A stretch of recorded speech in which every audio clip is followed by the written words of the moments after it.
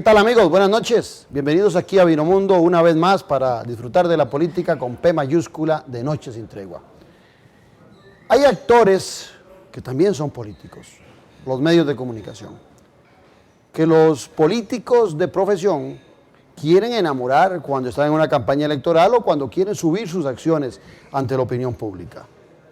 Pero cuando sus acciones y su fama o su prestigio anda por el suelo, o cuando aparecen cosas delicadas, muchos políticos sueñan con empezar a limitar a los medios de comunicación y, ¿por qué no?, a la libertad de expresión. Recientemente se presentó, en esta semana que acaba de pasar, un gran alboroto alrededor de una imprudencia del Poder Ejecutivo en relación a querer restringir la libertad de expresión de los medios de comunicación, a quererlos controlar. ¿Qué es el problema de eso? ¿Por qué ese es el sustento de la democracia? Ese es el tema de hoy. Ya regresamos.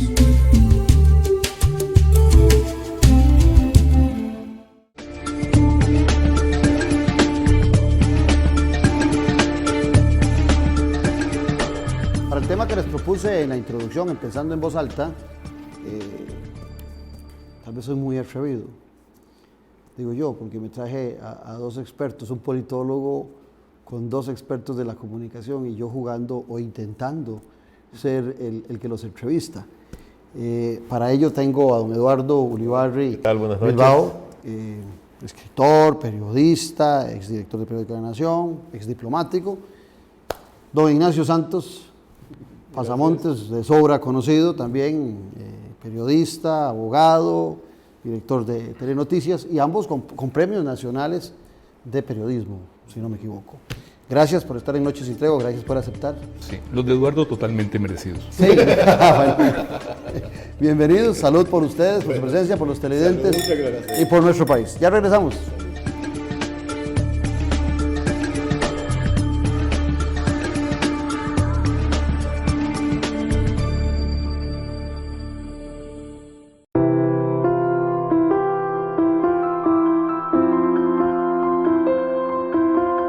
Metas, sueños, imágenes del futuro. Llámalos como quieras.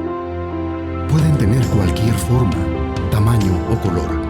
Pueden parecer descabellados y a veces hasta nacen silenciosamente.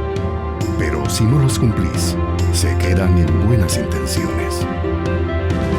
Con cada gota de sudor se van haciendo fuertes, a tal punto que son capaces de hacer retumbar al mundo entero. Cada uno es diferente, pero lo que no cambia es la sensación cuando por fin los podés alcanzar. Lo único que tenés que hacer es ir tras ellos. Con el BAC pasa de querer a poder.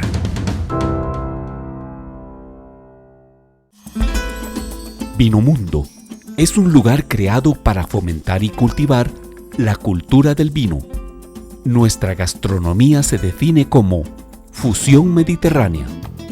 Es un sitio único en el país, el cual posee la infraestructura que asemeja la arquitectura clásica europea. Vinomundo cuenta con varios ambientes para disfrutar: restaurante, 2 cavas, bar y salones de eventos. Vinomundo, donde el vino se toma con el alma. Para información y reservaciones puede llamar al teléfono 2249-4715. Una campaña electoral es algo serio y científico. Es inversión de tiempo y dinero. Si está planeando en proponerse como candidato a puestos de elección o ser parte de un equipo de campaña, usted debe matricularse en el seminario Cómo planear y ganar una campaña electoral municipal. Profesionales con conocimiento y experiencia le ayudarán a definir y pensar su estrategia electoral. No falte, 17 y 18 de abril en el Club Unión.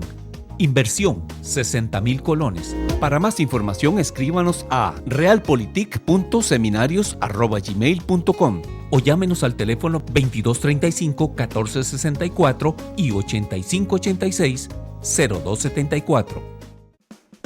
Restaurante Doménico. Un ambiente casual y distinguido que le ofrece las especialidades de la gastronomía italiana, clásica y contemporánea, con variedad de ensaladas, carnes y pescados. así como deliciosas pastas frescas hechas en casa y un amplio surtido de pizzas, postres y los especiales del chef. Contamos con un área privada para sus eventos y reuniones. Tenemos amplia zona de parqueo. Le esperamos todos los días de la semana a partir del mediodía. Visítenos en Plaza Antares, frente a la Rotonda de la Bandera. Recuerde que antes de construir o remodelar, debe solicitar la disponibilidad de agua y los derechos del nuevo servicio en las oficinas de AIA. De lo contrario, usted está incurriendo en una conexión ilegal y se expone a multas y sanciones económicas y de cárcel. Usted no debe pagar a ningún funcionario público o personas ajenas a la institución. Denuncie estas situaciones de forma confidencial a la línea 229-60762. Un mensaje de Acueductos y Alcantarillados. El agua es vida. Cuidémosla. Café y Palabras, porque la política sí importa. Escúchenos por 89.1 FM, de lunes a viernes de 10:30 a 11:30 de la mañana. Café y Palabras, charlas de café con los politólogos Claudio Alpizar y Randall Arias, quienes con sus invitados y contertulios la involucran en el acontecer en el día a día de la sociopolítica nacional. Café y Palabras, porque la política sí importa, por 89.1 FM, La Superestación, un programa con aroma de café y con sabor a gente. Café y Palabras. No fue la intención cuando los invité a Ignacio y a Eduardo al programa a hablar de la famosa ley Mordaza, pero al final de cuentas, el día que nos teníamos que ver, ya había salido el, no sé cómo llamarlo, desaguisado de la presidencia de la República o del Ministerio o proponiendo esta idea. ¿Cómo podríamos interpretar, Eduardo o Ignacio, esa intención, ese proyecto? ¿Cómo interpretarlo para aquellos que no somos tan expertos ni tan conocedores de los medios como ustedes? Yo lo veo como un craso error. Digamos, prescindo de teorías conspirativas, etcétera, y me concentro en los hechos. A mí me parece que el manejo de toda esta iniciativa es casi que un caso de estudio de lo que no se debe hacer desde un gobierno para impulsar un proyecto o para impulsar incluso, si así se quiere ver, como ha dicho el gobierno, una discusión de ideas sobre un proyecto. En primer lugar, lo que plantean para discusión contiene una serie de aberraciones jurídicas y sobre todo doctrinarias en materia de libertad de expresión, de falta de capacidad de defensa para quienes pueden ser sancionados con penas y sanciones muy severas, que va en contrapelo totalmente de nuestra Constitución y de los derechos humanos.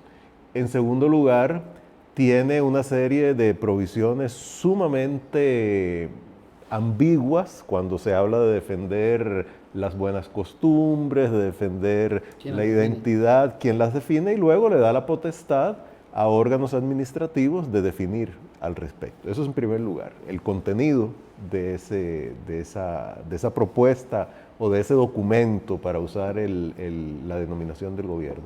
En segundo lugar, es tan heterogéneo y abre tantos flancos que crea una gran cantidad de puntos débiles y por ende de posibles adversarios, sin por otro lado crear claramente alianzas para impulsar el contenido. O sea, hasta el momento nadie ha hablado a favor del proyecto de ley, todas las voces que se han escuchado son en contra, pero además, como presuntamente no hay ningún autor detrás de eso, como no es un proyecto del Ejecutivo, entonces nadie sale a defenderlo. Y lo que se ha creado es una enorme confusión en cuanto al quehacer del gobierno. Se ha creado indudablemente una gran incertidumbre y una gran inquietud de parte de medios de comunicación. Y además creo que si sigue el rumbo que hasta el momento ha tenido este proyecto y esta discusión, lo que se va a lograr es que ni siquiera lo que debió haber sido el foco de esta iniciativa, que es ordenar el espectro de radiodifusión, introducir posibilidades de allegar fondos al gobierno de una manera más definida y más lógica, de acuerdo con un bien público, también se va a frustrar. Entonces creo yo que prácticamente por cualquier lado que se le mire, es un gravísimo error, eso prescindiendo de las teorías conspirativas de alguien que quería ver si podría, digamos, meter un gol, lo cual pero yo prescindiendo porque no es necesario, bueno, pero no porque no obvio. creas que no se haya dado. Yo sinceramente, hasta el momento prefiero no creerlo, porque es tan obvio el error y la torpeza es tan grande que no creo que alguien en su sano juicio, con una deliberada intención de controlar a los medios de comunicación, haya incluido ese tipo de provisiones. Ignacio, querrán controlar esos pequeños mensajes que a veces vos mandás, que son unos filazos terribles, no. Yo coincido con Eduardo de que es un tremendo error, una decisión que provoca para el gobierno un tremendo daño, es algo inaudito, una vergüenza. Sin embargo, discrepo con Eduardo en que yo creo que a pesar de lo estúpido de proponer en el siglo XXI en nuestro país que con 2 frases vulgares, contrarias a las buenas costumbres, se debe cerrar un medio de comunicación, yo creo que tal vez esto fue producto de alguna mente en el gobierno que lo que pretendía era, en la forma más torpe, asustarnos. No hay que perder de vista que esto se da una semana después de que el presidente comienza su diatriba diciendo que los inmensos logros de la administración Solís no eran registrados por la prensa, solamente sus diminutos errores. Yo creo que aquí debe haber una autoridad política superior. No sé cuál será, pero sí creo que algo así no puede redactarse sin que nadie asuma responsabilidad. Y me asombra, yo no creo, no sé, el presidente ha dicho que él no tenía nada que ver en eso. Yo me inclino a pensar pues que no nos miente y que el retrato... Pero también sería delicado. ¿Qué cosa? Que el presidente no esté en un tema tan delicado como ese y que Bueno, pero se arrogue potestades. lo vimos con la propuesta fiscal. Sáquele su gobierno haciendo una propuesta fiscal y uno de los temas medulares, que era el tema del impuesto a las cooperativas, dice que no está de acuerdo. Yo por ahora no tengo motivos para dudar de la palabra del señor presidente. No creo que tenga colgado como adorno detrás de su despacho el retrato del doctor José María Castro Madrid, que muy claramente, además de padre de la República, se le reconoce su defensa, a pesar de los grandes ataques que tuvo de la prensa, sobre todo en su primera administración, su gran defensa de la libertad de expresión. Él decía claramente, don José María, que sin educación no hay libertad y que sin libertad de expresión no hay democracia.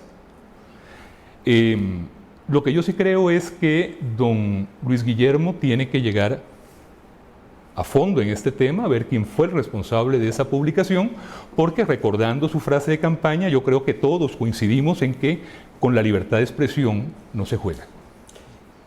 Me llama la atención, Eduardo, y Ignacio hace una referencia de una autoridad política superior, pero me llama poderosamente la atención el hecho de que efectivamente hace algunos días el presidente había dicho que era parte, él y su gobierno, de un acoso mediático, que estaban persiguiendo el gobierno, que las cosas buenas no salían. A lo mejor no esté las articulado. Cosas buenas, tal vez nada más por una duda, ¿las cosas buenas no salían en la prensa o no salían del gobierno? Bueno, pudiera ser que no salían del gobierno y de rebote no salían en prensa. Pero sí me llama a mí poderosamente la atención la posibilidad, tal vez no, porque tal vez sería, yo desde el punto de vista de análisis político, yo no veo con capacidad este gobierno de ser tan articulado, pero uno pudiera pensar desde afuera de que ese mensaje del presidente de ese acoso, que no me extraña que alguien le redacte un discurso, un documento, y después aparece este otro documento que sí tiene posiciones muy rígidas en relación a ese control, y ya había salido la presidenta del PAC en algún momento, ¿se acuerdan? También intentando acallar y llamando a la gente a socavar a los medios de comunicación. Yo eso sinceramente lo atribuyo más a una coincidencia que a una relación de causalidad, sobre todo. Está muy bien pensado, Eduardo. No, porque hay un tema aquí que yo creo que se ha hecho más diplomático. Eso fue el paso por Naciones Unidas. Yo me remito a los hechos.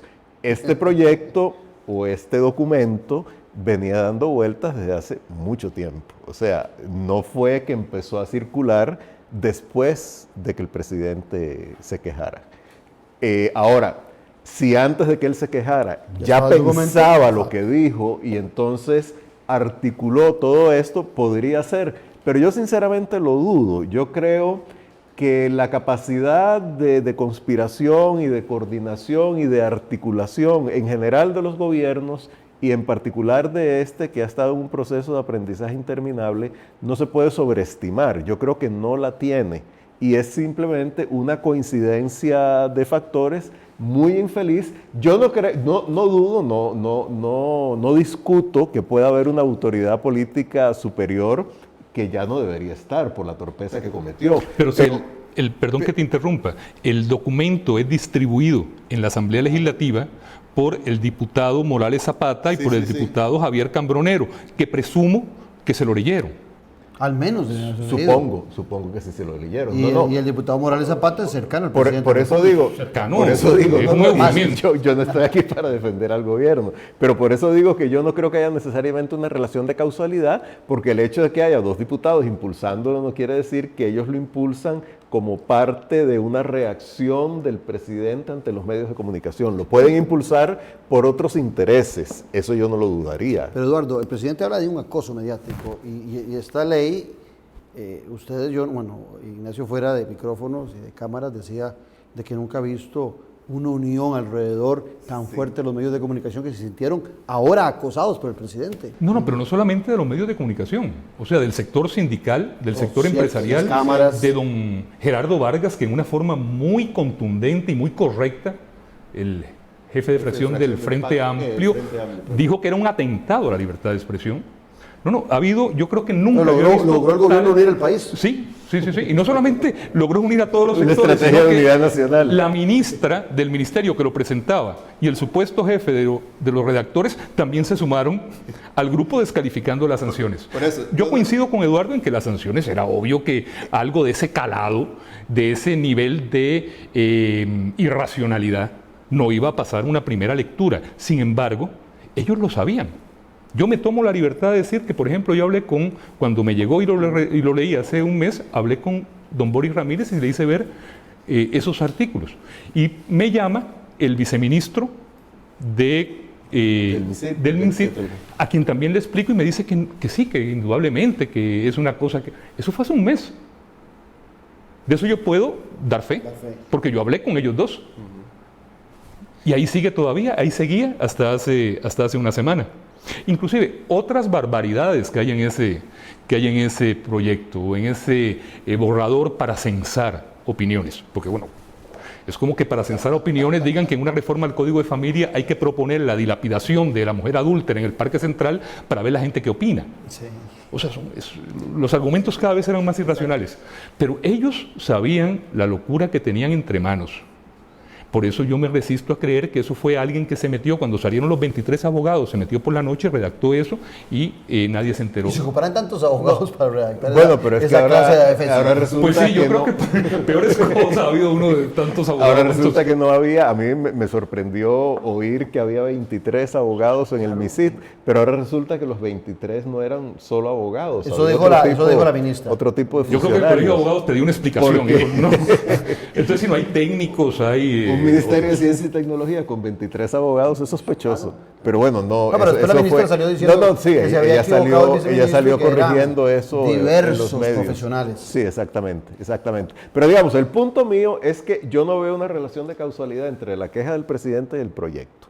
Sí puede haber una relación de causalidad entre intenciones de algunos funcionarios del gobierno o de no del gobierno, sino diputados de gobierno, del partido de gobierno, que quisieran por algún motivo introducir esto, con el objetivo que fuera, que probablemente si tenían un objetivo sería amedrentar a los medios. En la forma más torpe que uno puede. Pero objetivamente lo que ha revelado todo este episodio es una impericia política absoluta, en un extremo de sensibilidad mucho mayor desde un punto de vista como de los disparadores que se saltan en los medios de comunicación y en la opinión pública en general, que por ejemplo sobre el plan tributario, porque el plan tributario también se presentó como un conjunto de ideas para discusión, no como un proyecto del gobierno. Pero eso se dice cuando quema. En el principio nadie lo plantea así. Ya cuando está la papa caliente, esa es la defensa, es para discusión. Sí, yo lo que veo es que hay una especie de tendencia en el gobierno a que el presidente es como una especie de outsider. O sea, ustedes ministros están haciendo cosas, yo me entero y entonces opino, es como muy discursivo, y entonces esa opinión no necesariamente coincide con lo que se ha propuesto, lo cual genera una gran inseguridad de parte del público y una imagen muy negativa. Para no sumarme al acoso mediático del que habla el señor presidente, yo sí quisiera dejar claro de que yo no tengo motivos para creer que el presidente sabía. No tengo motivos para creer, aunque pues algo de esa envergadura pues uno presumiría que el presidente debe saberlo, pero yo no tengo motivos para creerlo y le creo a él cuando dice que no sabía nada. Sin embargo, reitero que eso alguien en Zapote lo leyó. Sí, Ignacio, pero es que si sabía es delicado y si no sabía es igualmente delicado. Sí, revela un estilo de gestión política muy paradójico. Yo oigo al presidente decir después, días después, de que el documento va a tener el aval hasta que llegue a la casa presidencial y en la presidencia lo vean y sus abogados. Y yo digo, bueno, pero el MICID no es parte de Ciencia y Tecnología, no es parte del Ejecutivo. ¿Cómo yo voy a decir que lo que se está haciendo allá no tiene ninguna significancia para el Ejecutivo? Cuando hay una desconcentración, la responsabilidad la mantiene el presidente sobre lo que está aconteciendo. Por otra parte, también me pongo a leer un poco y encuentro, vos me corregís, que estamos en el puesto número 21 de los que hacen bien las cosas en temas de libertad de expresión. Sí, en América Latina el país mejor, y en el continente americano pero resulta que hacemos un copy. Cuando uno está en la escuela y a la derecha tiene un estudiante muy inteligente y a la izquierda uno muy vagabundo, pues uno tiende a ver al de la derecha por si puede copiar algo, pero al de la izquierda que sabe que no estudia, no. Y veo que se le copia a Ecuador, se le copia a México, se le copia a Venezuela, artículos en un documento que más bien nosotros deberíamos estar dándole clases a esas naciones. Pero es que no podemos desconocer que hay un sector del gobierno que indudablemente tiene una intencionalidad ideológica, política, que es, por lo menos llamémoslo, afín a ese tipo de pensamiento.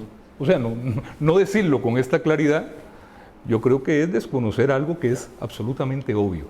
Y definitivamente detrás de ese documento, detrás de ese mamarracho, de ese adefesio, como queramos llamarlo, indudablemente había una intencionalidad. Y es no aceptar la libre expresión, el control de los medios.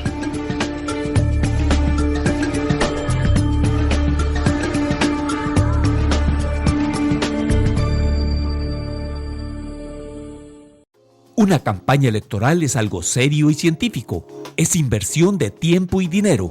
Si está planeando en proponerse como candidato a puestos de elección o ser parte de un equipo de campaña, usted debe matricularse en el seminario Cómo planear y ganar una campaña electoral municipal. Profesionales con conocimiento y experiencia le ayudarán a definir y pensar su estrategia electoral. No falte, 17 y 18 de abril en el Club Unión. Inversión, 60,000 colones. Para más información escríbanos a realpolitik.seminarios@gmail.com o llámenos al teléfono 2235-1464 y 8586-0274.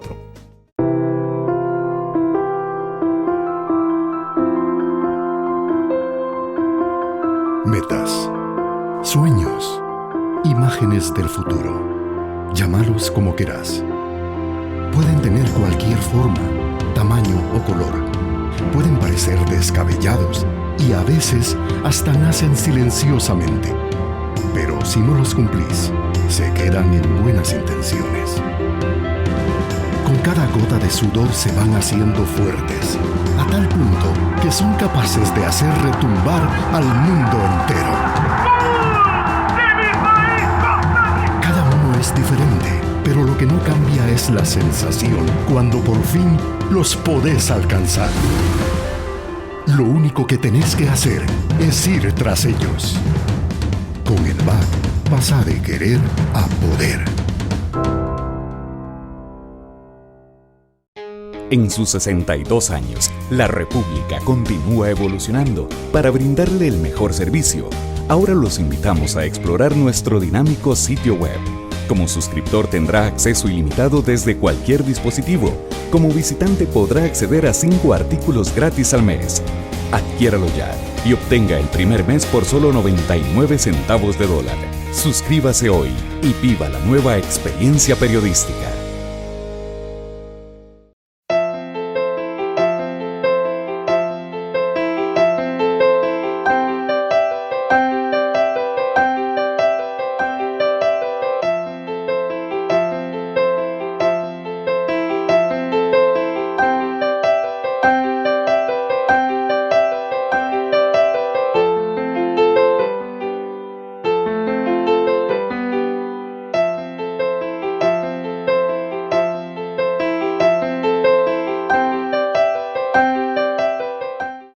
Tertulias de la Cava, un espacio oportuno para intercambiar con los principales actores sociopolíticos de la vida nacional, en el que usted podrá oír, compartir, discernir y proponer ideas.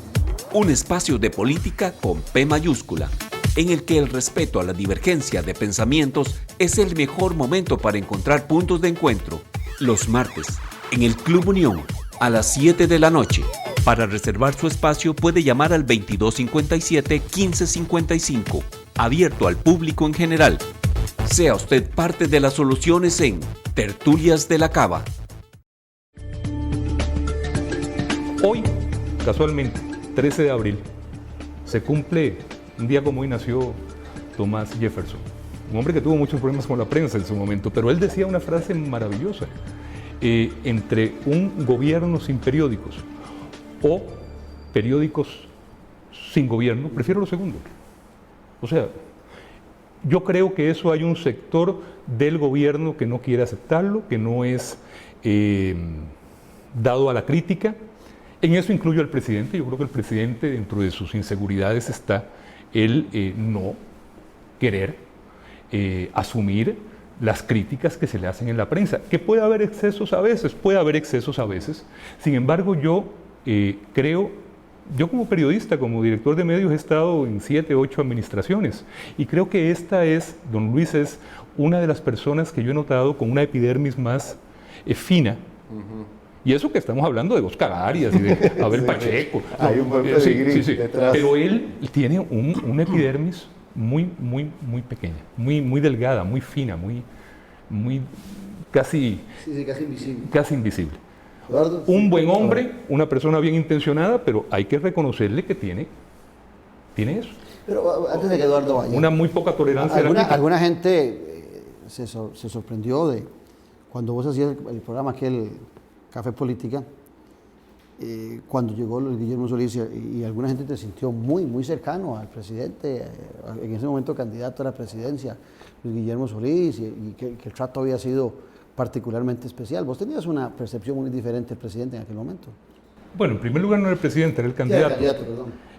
Y en segundo lugar, sí, yo vi esa frase de Otón, que le encanta tratar de hacer frases simpáticas, diciendo que yo había sido como un jefe de campaña de Luis Guillermo entrevistándolo.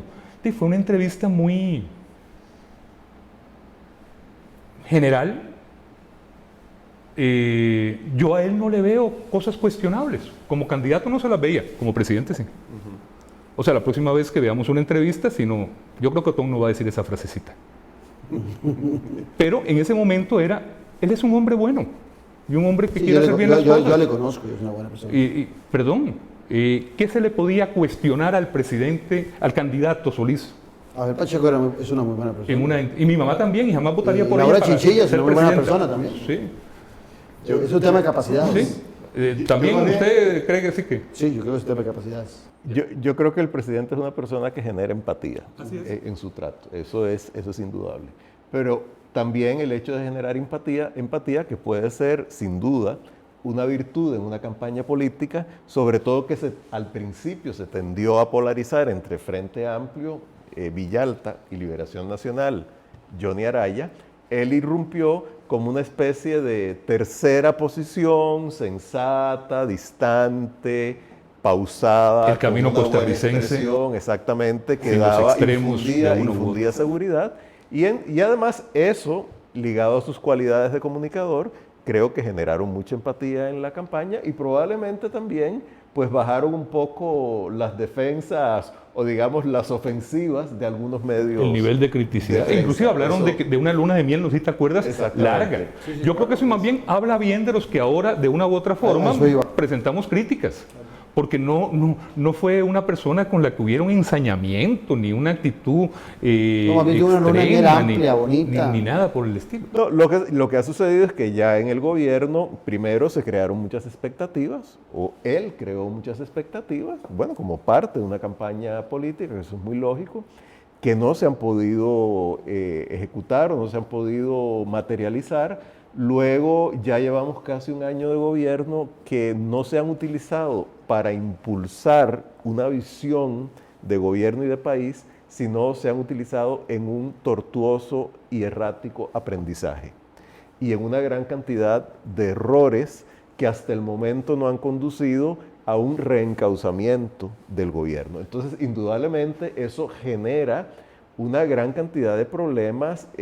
Hay un vacío o una disonancia entre las expectativas creadas y las realidades, y la gente se va pues haciendo más cínica, más distante, etcétera, que es algo que a mí me preocupa, porque por un lado, falta de capacidad de gestión gubernamental, por lo menos en muchos ámbitos. Por otro lado, un distanciamiento entre las expectativas y las realidades, y un exacerbamiento del descreimiento de la población en cuanto a los actores políticos. Eso es una mezcla muy peligrosa. Y yo creo que es algo que trasciende a un gobierno y toca a todo el país, y me parece que es muy importante que el gobierno recapacite y trate, o el presidente como líder del Ejecutivo, de sentar una visión y tratar de impulsarla con un equipo lo más cohesionado posible, que cada vez se le va a hacer más difícil cohesionar.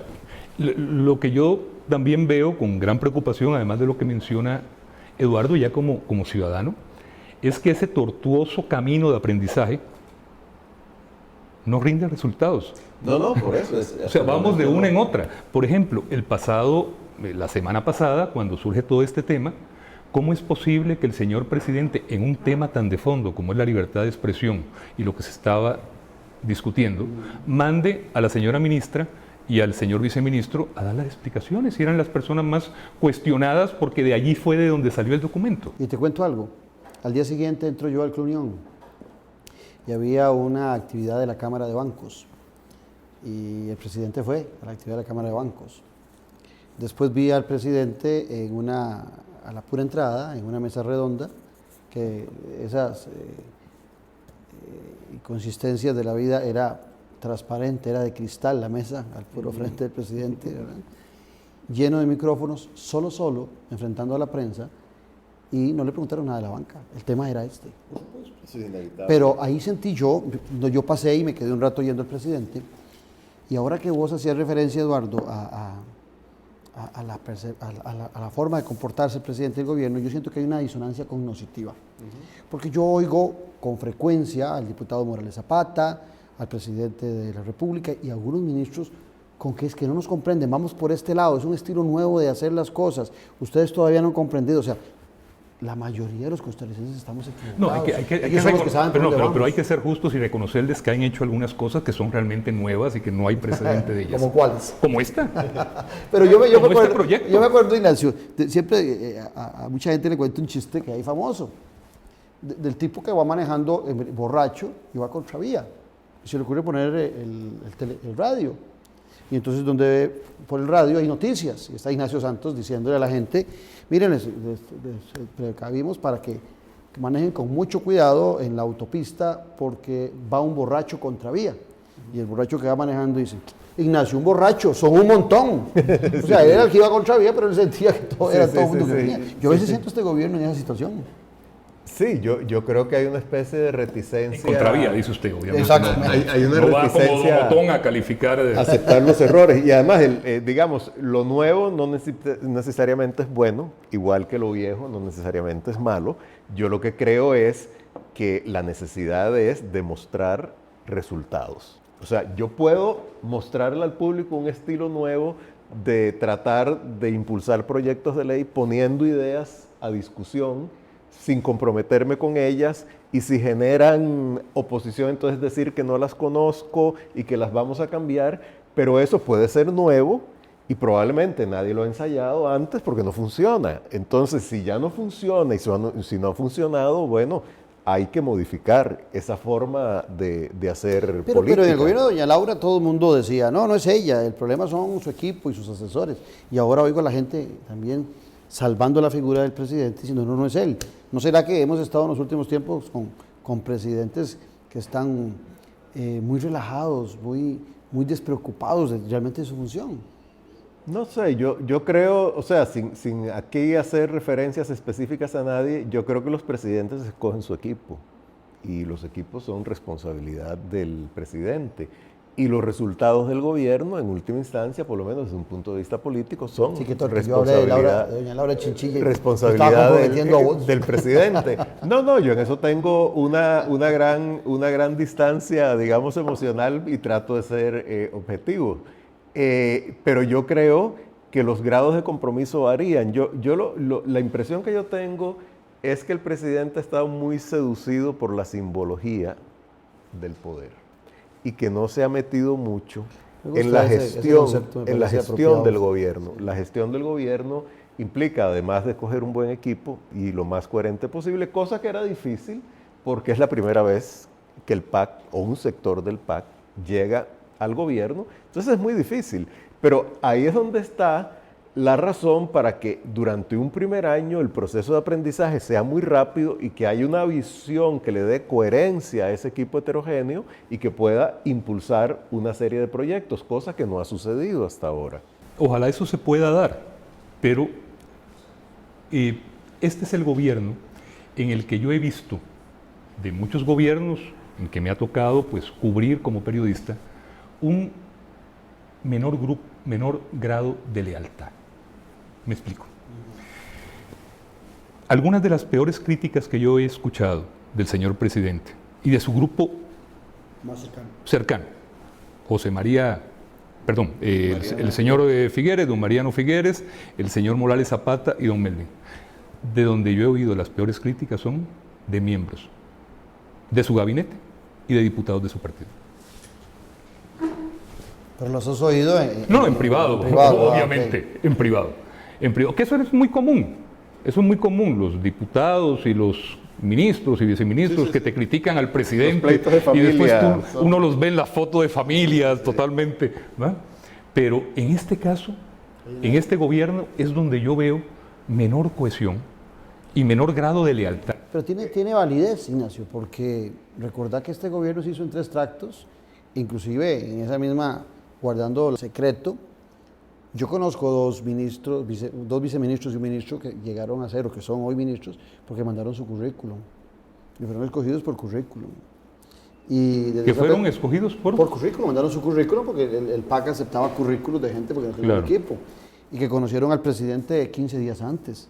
Entonces es muy difícil amalgamar un equipo de gobierno cuando usted acaba de conocer a quién va a ser su líder, no tiene una identificación clara. Pero ahí es donde y eso yo creo que es entendible por las características del PAC, o sea, un partido que ha sido muy heterogéneo, que por la naturaleza, que fue más un movimiento que un partido, prácticamente no es solo que no formó cuadros, sino que era como pecaminoso formar cuadros porque eso implicaba probablemente la posibilidad de transgresiones éticas. Entonces, bueno, llega el presidente, no tiene cuadros, busca gente o la gente busca al gobierno y es aceptada, pero ahí es cuando es más importante que haya una visión y que haya una visión que a su vez amalgame esa heterogeneidad y que haya un liderazgo robusto y comprometido que trate de darle coherencia a la heterogeneidad del equipo de gobierno, que es indudable. Yo creo que la heterogeneidad es buena cuando hay la posibilidad de utilizarla para nutrirse de ideas y sacar síntesis propositivas. Y con una imagen fuerte y con un presidente que... Pero aquí más bien ha sucedido que que sepa manejar la diversidad. Aquí más bien esa heterogeneidad ha conducido a una dispersión, y eso es lo que yo creo que sí es de una responsabilidad directa. Ahora, si quisiéramos volver al tema con que arrancamos de la ley Mordaza, por llamarla de alguna forma, ¿hay necesidad, Ignacio, de cambiar en algo la ley? ¿O es una ley que tiene todo correcto? ¿O hay aspectos técnicos que deben ser corregidos? En la ley hay cosas que se deben revisar y se deben corregir sobre frecuencias, sobre canon, sobre muchas cosas técnicas, máxime a las puertas ya de la televisión digital. O sea, hay cosas en que el Estado tiene toda la obligación y toda la potestad de intervenir para regular el espectro y para poner orden, no meterse en contenidos. No decir que 3 funcionarios del Ministerio de Ciencia y Tecnología van a venir con un mentirómetro a definir qué es una noticia falsa y cuál no la es, o cuál es una frase vulgar contraria a las buenas costumbres. ¿Las buenas costumbres de quién? ¿Sí, quién las define? Además, la ministra el lunes pasado hablaba de que eso, porque ya justificó eso, y decía que era por razones de ética. ¿Ética de quién? Sí, conceptualmente, digamos, si uno lo ve como proyecto, que hay que hacerle reforma, pero tal vez para terminar, porque uno es parte como trabajador del sector de la televisión, hay que hacer reformas, por supuesto que sí. Y lo grave de esto es que este error, esta locura, esta casi que indescriptible situación que ha pasado por las propuestas del artículo 62 en adelante, del borrador hecho para censar opiniones, lo que hace es que distrae sobre las cosas que sí hay que revisar en la ley de radio y televisión. Sí, yo leí algunas cosillas y se hablaba de la necesidad de pagos más razonables de quienes explotan las coberturas, de mala cobertura, que no a nivel nacional, de muchos de los que están explotando las estaciones de radio que no están siendo operadas. Que no están siendo operadas, entonces ese tipo de cosas, ¿verdad?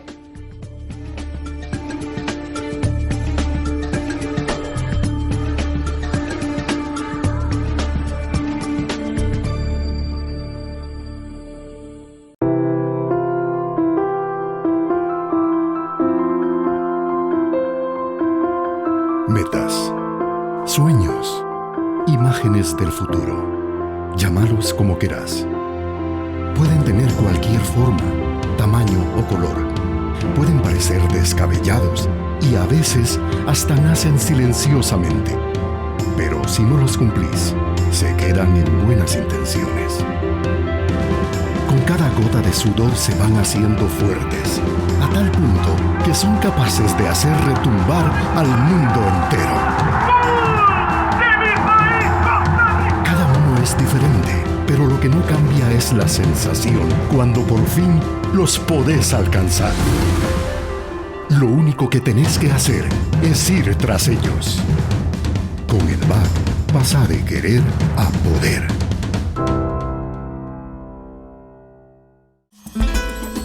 Vinomundo es un lugar creado para fomentar y cultivar la cultura del vino. Nuestra gastronomía se define como fusión mediterránea. Es un sitio único en el país, el cual posee la infraestructura que asemeja la arquitectura clásica europea. Vinomundo cuenta con varios ambientes para disfrutar: restaurante, 2 cavas, bar y salones de eventos. Vinomundo, donde el vino se toma con el alma. Para información y reservaciones puede llamar al teléfono 2249-4715. Restaurante Domenico, un ambiente casual y distinguido que le ofrece las especialidades de la gastronomía italiana, clásica y contemporánea, con variedad de ensaladas, carnes y pescados, así como deliciosas pastas frescas hechas en casa y un amplio surtido de pizzas, postres y los especiales del chef. Contamos con un área privada para sus eventos y reuniones. Tenemos amplia zona de parqueo. Le esperamos todos los días de la semana a partir del mediodía. Visítenos en Plaza Antares, frente a la Rotonda de la Bandera. Recuerde que antes de construir o remodelar, debe solicitar la disponibilidad de agua y los derechos del nuevo servicio en las oficinas de AIA. De lo contrario, usted está incurriendo en una conexión ilegal y se expone a multas y sanciones económicas y de cárcel. Usted no debe pagar a ningún funcionario público o personas ajenas a la institución. Denuncie estas situaciones de forma confidencial a la línea 229-60762. Un mensaje de Acueductos y Alcantarillados. El agua es vida, cuidémosla. Una campaña electoral es algo serio y científico. Es inversión de tiempo y dinero. Si está planeando en proponerse como candidato a puestos de elección o ser parte de un equipo de campaña, usted debe matricularse en el seminario Cómo planear y ganar una campaña electoral municipal. Profesionales con conocimiento y experiencia le ayudarán a definir y pensar su estrategia electoral. No falte, 17 y 18 de abril en el Club Unión. Inversión, 60,000 colones. Para más información, escríbanos a realpolitik.seminarios@gmail.com o llámenos al teléfono 2235-1464 y 8586-0274. A mí me parece que el tema de las frecuencias en Costa Rica necesita una revisión sustancial y estructural, sobre todo ahora con la digitalización se amplía en términos prácticos el espectro y eso indudablemente da la posibilidad de explotar y que el Estado incluso obtenga recursos sacando a subasta ciertas franjas, etc. Y conste, este proyecto no toma en cuenta las frecuencias para otros servicios que no son la radio y la televisión abiertas, que son parte del espectro electromagnético. Ahora, lo que pasa con este proyecto desde un punto de vista de la estructura es como que yo tengo una casa y tiene mala la cañería y en lugar de contratar un fontanero para que me arregle la cañería, contrato un arquitecto y lo que me saca es un rediseño de toda la casa. O a 23 abogados. Exacto. Y eso entonces a lo que conduce es a una gran dispersión. Y dos son problemas. Y cuando terminamos de pelearnos el arquitecto y yo, porque es una cosa desmesurada, resulta que entonces termino sin arreglar la cañería y obviamente también sin arreglar la casa. Entonces lo que hay que tratar es de arreglar esa cañería que tiene un montón de filtraciones, que hay tubos nuevos, que es la digitalización, que puede hacer que los tubos viejos se puedan reducir y por ahí pase la misma cantidad de agua y los tubos nuevos, otros, se utilicen para explotar esas frecuencias de otra manera. Yo le pregunto a los televidentes si se acuerdan del Telex,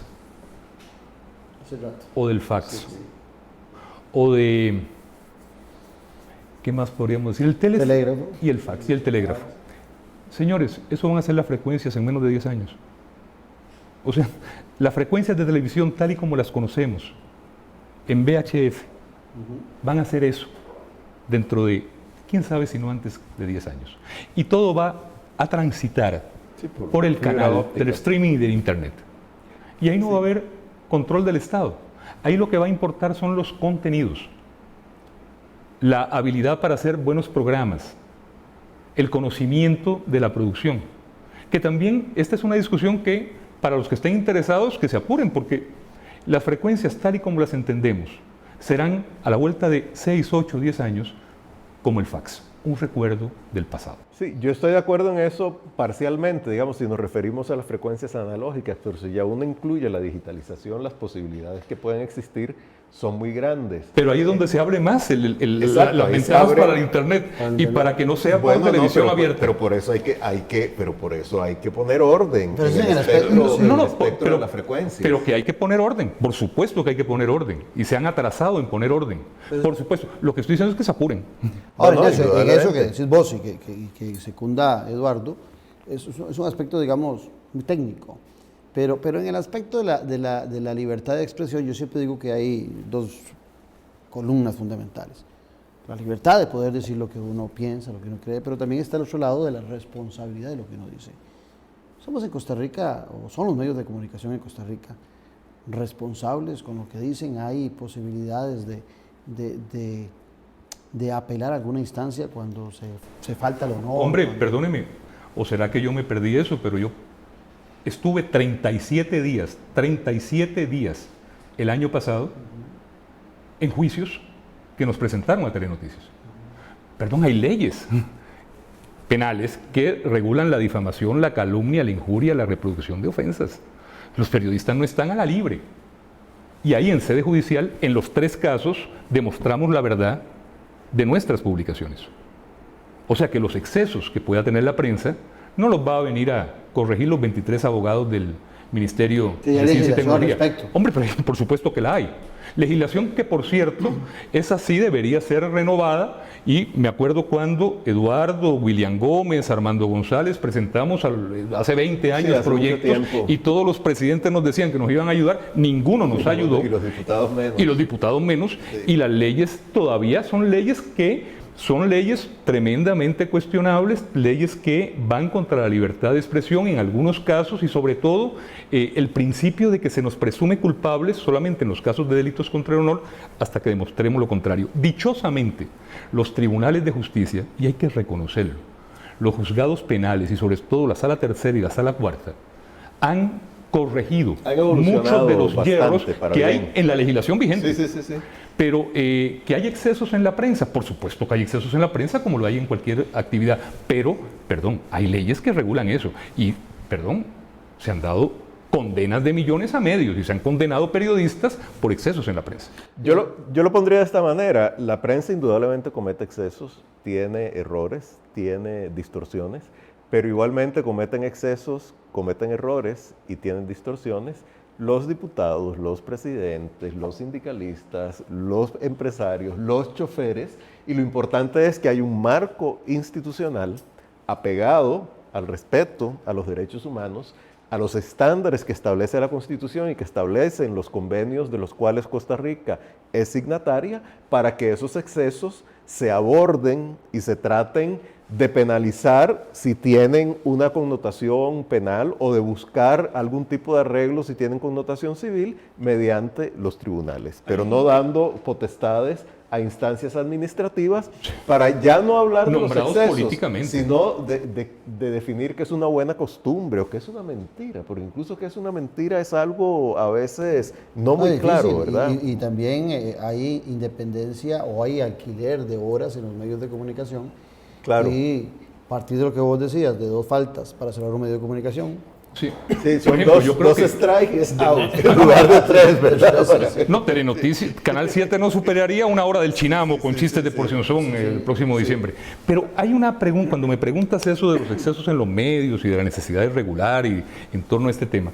Hace poco se mencionaba en un editorial de La Nación el caso de Sullivan contra el New York Times, que es un caso en que la Corte Suprema de los Estados Unidos, un principio general, establece que para que haya un debate libre y un debate lo más amplio posible, se pueden permitir algunas inexactitudes sin que sea con el ánimo de mentir. Pero lo más importante, y es a lo que voy, el caso de Sullivan contra el New York Times no es de un periodista opinando o excediéndose en el uso de un micrófono o de su máquina de escribir, de su computadora. No, era un campo pagado, criticando los excesos de un funcionario de Alabama en contra de los derechos civiles contra los negros, que es al punto al que voy. O sea, esto no es contra los periodistas, ni es contra los medios. Esto fundamentalmente es contra los ciudadanos. Porque esas mentiras también nos van... El loco que se le ocurrió redactar eso cuando los 23 abogados se fueron y entró por la noche y redactó eso.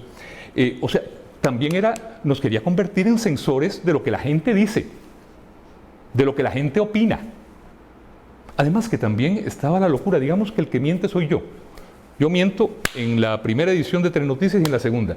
¿Por qué van a castigar a los dueños de la frecuencia? Exacto. Esa es la casilla de referencia. ¿O será que los obligan a que hagan censura previa? Exacto, sí. Porque inclusive en radio es muy común oír que se pone las opiniones que son vertidas en el siguiente programa no son responsabilidad del medio. Sí, no se penaliza a quien cometió la eventual falta, sino al medio donde no, esa y desde hace años nuestra jurisprudencia no establece Exacto. la relación casi que antes sí estaba, hubo la inmediata, responsabilidad solidaria de los dueños. Ahora, la sociedad interamericana brincó, la CIP brincó inmediato en relación a este tema. no fue mucho el No, tiempo. pero es que cualquiera brinca. Lo primero que brinca uno es de risa cuando ve una propuesta como esta. Después se pone serio y dice, ¿quién redactó esto? Porque eso no lo sabemos todavía. Bueno, lo curioso es que hasta el momento... Eso no lo Ese es el sabemos. eslabón. O sea, fue alguien que entró, cuando salieron los 23 abogados por la noche, entró y escribió eso. Porque dicen que los 23 abogados estuvieron en la redacción, o los técnicos, o los que fueran, pero que no estaban de acuerdo. Pero cuando hay mucha gente, las cosas salen muy mal. No, pero lo Entonces, es un número. curioso aquí es que nadie ha salido a defender esa parte del proyecto. Y quienes defienden otras partes están en este momento totalmente replegados porque no se atreven a defender otras partes del proyecto para que no contaminarse con estos excesos y estas aberraciones que se han incluido. Entonces, yo creo que por cualquier lado que uno lo vea, es un error de una magnitud en realidad inimaginable. Un error de estos en otra nación hubiese acabado con la cabeza de todos los viceministros de ahí, del ministro, un cambio total, ¿verdad? Un diputado del PAC me decía que no los van a despedir porque es muy difícil conseguir gente que quiera aceptar el cargo. Bueno, Me lo dijo hoy. Bueno, te digo algo. Yo hacía referencia un día de estos en relación a durar 6 meses para escoger un viceministro de la presidencia. Pasan 6 meses en una gran escogencia y al final de cuentas sacan a alguien de ahí mismo. ¿A cuánto se lo ofrecieron? Sí, ¿cuántas veces dijo que no? O sea, estará el gobierno sin capacidad de Lo que articular pasa un es buen que equipo. en cuanto a las responsabilidades políticas de todo esto, si el presidente dice que esto es parte, o sea, el procedimiento utilizado es parte de un nuevo estilo de hacer política, Eso no me preocupa. entonces, ¿cómo se va a penalizar a alguien y cómo se le va a adjudicar la responsabilidad política a un viceministro o a una ministra que está haciendo la nueva política que el presidente pide, ¿verdad? Entonces yo creo Volvemos al chiste aquí, del borracho con digamos, salida. la responsabilidad, y yo no creo que sea una responsabilidad suprema, pero la responsabilidad en última instancia es del presidente. Por supuesto. Y yo sinceramente, yo en lo particular tengo muy buena opinión de la ministra de Ciencia y Tecnología en otros ámbitos. Aquí creo que fue una cantidad de errores concatenados de una manera tan inverosímil que ahí lo que uno a veces piensa un poco, bueno, ¿dónde está el buen juicio, verdad? La cosa como muy elemental del manejo político, Sí, que es donde siento siento que se falló, ¿verdad? Y yo no descarto más atentados y más cosas para tratar de callar a la prensa. ¿Como cuáles, por ejemplo? No me las imagino todavía, o no quiero imaginármelas. Muchas se han hablado en el pasado. Yo me acuerdo que contra sectores que estábamos no precisamente de lamebotas del sí al TLC, se planearon cosas. Al final de cuentas no tuvieron o el valor o la audacia de hacerlas. Pero ha habido momentos en la historia del país reciente en que se han tratado de hacer cosas contra la prensa, en que esta aberración y este borrador son detalles. Lo que pasa es que yo creo, bueno, eso no lo dudaría, lo que pasa es que los mecanismos reactivos de la opinión pública y de la institucionalidad todavía son muy robustos, ¿verdad? Es muy fuerte y muy variado. Yo creo que eso puede suceder, pero se va a volver en contra de quien lo intente hacer. Por supuesto que puede haber métodos distintos, menos directos, etcétera, y siempre hay que estar ojo al Cristo. en Ataques todo lo que personales. tiene que ver bueno, eso también puede ser. Y campañas de atacar a periodistas. Puede ser. O sea, perdón, si se fue capaz de redactar esto, el que lo haya hecho, que debe estar cerca del poder, yo de nuevo, por tercera vez lo digo, hago a un lado al señor presidente. El que fue capaz de redactar esto o de permitir esto, tiene, digamos que malas intenciones con la prensa. Y una mente bastante distorsionada. Sí, pero bueno, eso no sé si habla, si es para preocuparse más pero o para también- preocuparse pero menos. para preocuparse más, porque Sí, también más. es evidente que el que planea todo esto no tiene tampoco ningún conocimiento, ninguna habilidad política, porque en el marco de lo que es nuestro país, esto es prácticamente imposible. Imposible. Yo creo que esto lo hicieron en una forma torpe, ingenua, para intentar asustarnos. Y más bien los torearon. Pero por Dios, o sea, la prensa costarricense ha tenido enemigos mucho más serios de los que intentaron de redactar esto en el pasado, en otras administraciones. Nos vamos, Eduardo, ¿algo más? No, Está yo riquísimo, estamos para creo hablar que nosotros. no hay Hemos que, sobrevivido. conste, no hay que descartar también que haya sido todo una cadena de errores consecuentes con un estilo de gobernar que ha tenido situaciones parecidas, pero en temas menos sensibles, alrededor de Pero otros es que, temas. mira, son un montón de elementos. La Asamblea Legislativa que quiere centralizar la salida de información. La presidenta del PAC diciendo lo que dijo. La ministra de Justicia que no quiere dar la información. Viene la cadena de televisión, la cadena de del televisión presidente, el artículo del presidente. Entonces, al final de cuentas, dice uno, ¿habrá una articulación sobre esto? Yo me acuerdo de algo que nos enseñaban en las clases de periodismo. Era del Chicago Tribune, creo, de aquello que decía que si dice que su mamá lo ama, confírmalo. Sí, exacto.